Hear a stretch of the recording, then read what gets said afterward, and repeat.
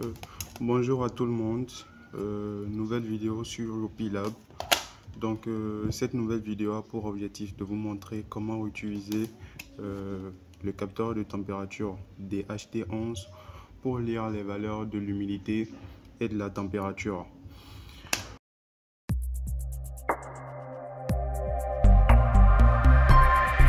Donc pour cette vidéo, on aura besoin du DHT11 qui est un capteur de température comme je l'ai dit, qui va nous permettre de lire la température et l'humidité de l'environnement. Ensuite, on aura besoin de l'USP32, qui est un microcontrôleur très répandu, euh, surtout à cause du module Wi-Fi intégré et du module Bluetooth également. J'ai à ma disposition l'USP32 Dev Module qui va nous permettre donc l'envoi des données sur la plateforme IoT et également la connexion de tous les autres composants.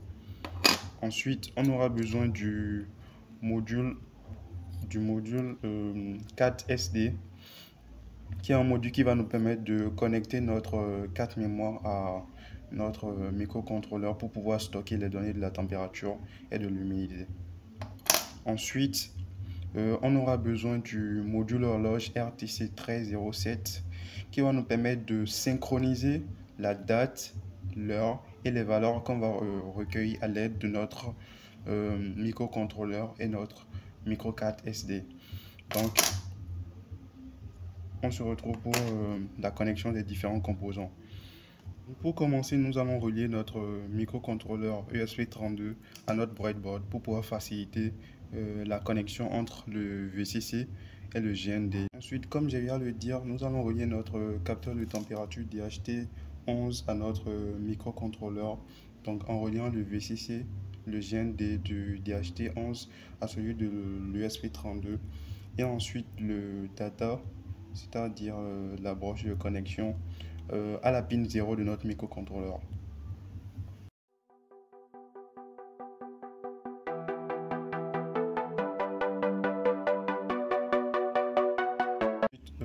Autour de notre module horloge.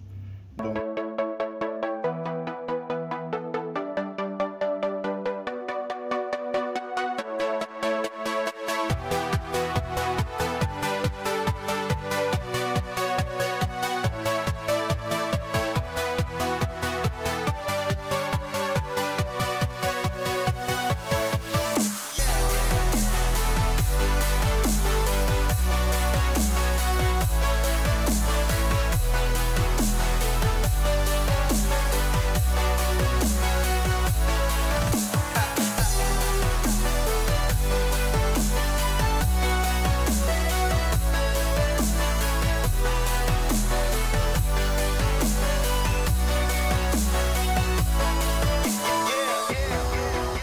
une fois votre connexion terminée, vous allez relier votre microcontrôleur à votre PC à l'aide d'un câble USB. Donc, une fois la connexion établie, vous allez remarquer un voyant s'allumer. De même également au niveau de votre capteur de température. Maintenant, nous allons voir ce qu'est une plateforme IoT et à quoi est-ce qu'elle pourrait nous servir dans notre projet. Pour commencer, une plateforme IoT est une plateforme qui permet de recueillir, de stocker et d'analyser en fait des données à distance. Donc cette plateforme est beaucoup utilisée pour les projets de contrôle à distance à cause de sa facilité d'usage et également la connexion à votre microcontrôleur. Du coup, Yopilab offre une plateforme IoT gratuitement accessible et également en version payante en fonction donc du nombre d'objets que vous voulez créer et utiliser. Pour y avoir accès, vous entrez dans votre navigateur, vous entrez donc dans la barre de recherche le lien http://iot.yopilab.com qui vous mène directement sur cette interface. Donc une fois sur cette interface, vous avez la possibilité de faire un abonnement qui peut être gratuit ou payant en fonction donc des différents objets que vous voulez créer. Une fois votre abonnement et votre compte créé, vous allez donc dans la section tableau de bord, votre dashboard, qui vous mène vers votre interface utilisateur. Ici, vous verrez le nombre d'objets créés, les paramètres entrés, les télécommandes et les graphiques. J'ai déjà eu à créer 3 objets, en particulier pour notre projet de lecture de la température et de l'humidité. Maintenant, nous allons voir comment créer donc les objets et ajouter donc les paramètres à cet objet. Vous verrez à gauche euh, la section objet. Vous cliquez là-dessus. Donc, une fois dans la section objet, vous irez dans l'angle droit. En gros, vous verrez un petit bouton plus qui vous marque nouvel projet. Donc, vous appuyez sur le nouvel projet. Vous entrez le nom de votre projet, DHT11 température, ensuite la description. Moi, j'ai déjà eu à le faire, donc je ne vais plus le faire. Ensuite, vous appuyez sur l'icône créer et la création de votre objet sera faite avec succès. Vous lirez donc la date de création de votre projet et la dernière fois que vous êtes connecté à ce projet. Donc, ces 2 projets ont été créés, ce sont des brouillons. Je ne me suis pas encore connecté à ces 2 projets. Du coup, notre projet principal, je l'ai nommé DHT11 avec pour description lecture de la température et de l'humidité, la date de création et également la dernière connexion faite donc à notre objet. Maintenant, pour pouvoir ajouter les paramètres, vu qu'ici on a 2 paramètres, le paramètre de la température et le paramètre de l'humidité. L'ajout donc des 2 paramètres à notre objet se fait donc en cliquant sur l'icône paramètres. Maintenant, une fois l'accès donc à vos paramètres, vous viendrez donc dans cette interface. Pour créer un paramètre, vous cliquez également sur le bouton plus ajouter un paramètre. Vous appuyez, vous mettrez le nom de votre paramètre, l'unité de votre paramètre si c'est la température. Vous mettrez donc degrés Celsius ou température. Vous entrez donc l'unité de votre paramètre. Vous choisissez ensuite le type donc, de votre paramètre. Le booléen si c'est 1 ou 0, integer si c'est un entier, double si c'est un nombre à virgule, string si c'est une chaîne de caractères et any ou bien peu importe. Ensuite, vous cliquez donc sur créer et vous avez vos différents paramètres. J'ai déjà eu à créer donc le paramètre température en précisant le type et l'unité. Ensuite, chaque paramètre reçoit un nom qui est généré automatiquement par la plateforme.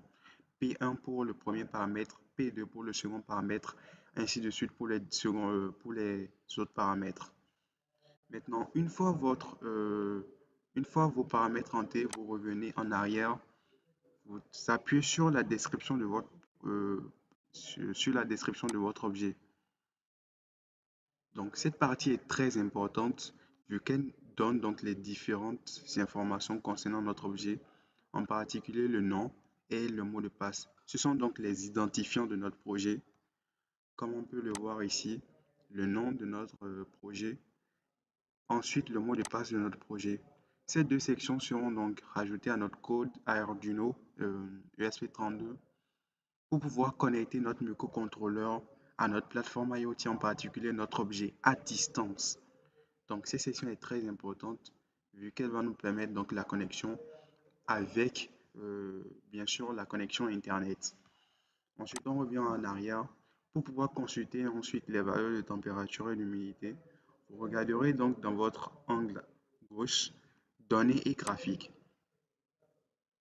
Vous allez ensuite sur la partie données, vous cliquez là-dessus et vous allez revoir donc toutes les valeurs prises par votre microcontrôleur depuis le lancement du programme jusqu'à cette dernière valeur avec la date précisée.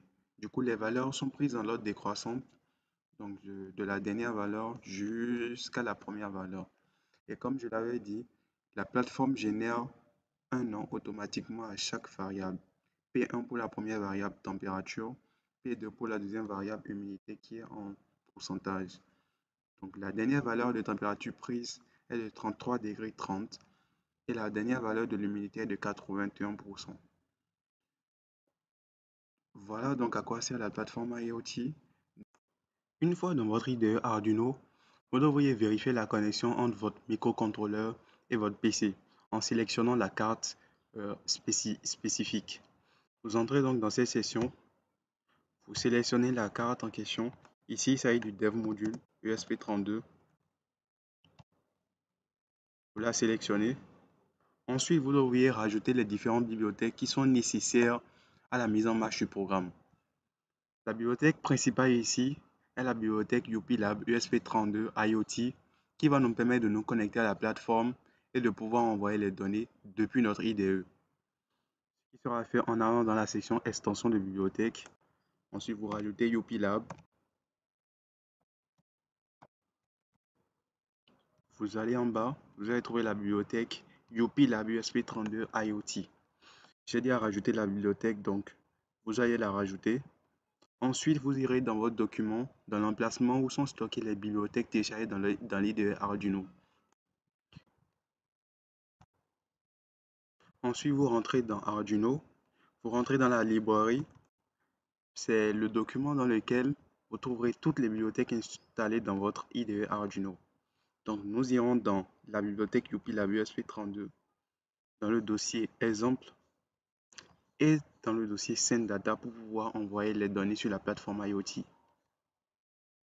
Une fois dans ce dossier, vous ouvrirez le fichier exemple qui va servir de modèle de base pour notre programme.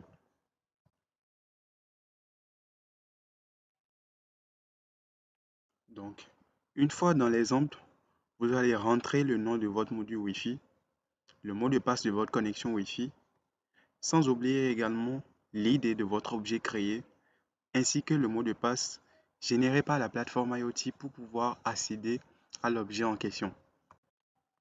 Donc, une fois le fichier exemple UPilab USP32 IoT ouvert, vous allez rajouter les autres bibliothèques qui sont nécessaires au fonctionnement de notre programme. À partir de la bibliothèque de la carte SD, suivie de la bibliothèque du module horloge et sans oublier également la bibliothèque de notre DHT11 qui est le capteur de température. Vous allez renseigner le nom de votre module Wi-Fi suivi de son mot de passe. Sans oublier de définir la pin de sortie de votre module de capteur de température. Comme je le disais tout à l'heure, un ID et un mot de passe sont générés par la plateforme IoT pour pouvoir connecter notre microcontrôleur à notre objet créé à distance. Donc vous allez devoir renseigner cette partie qui est très essentielle pour pouvoir envoyer les données sur la plateforme IoT. Ensuite, à quoi servent les bibliothèques qui ont été rajoutées? Les bibliothèques contiennent en fait des fonctions qui sont utilisées dans la suite du programme pour pouvoir exécuter des actions telles que créer une carte, créer un fichier test sur la carte mémoire SD, pouvoir renommer ce test et pouvoir stocker donc des valeurs là-dessus. C'est ce qui a été exécuté dans la suite du programme, sans oublier également la partie pour pouvoir recueillir les données de température et d'humidité qui seront ensuite envoyées sur la plateforme IoT, synchronisées par la même occasion à la date et à l'heure. Donc, le code sera mis en description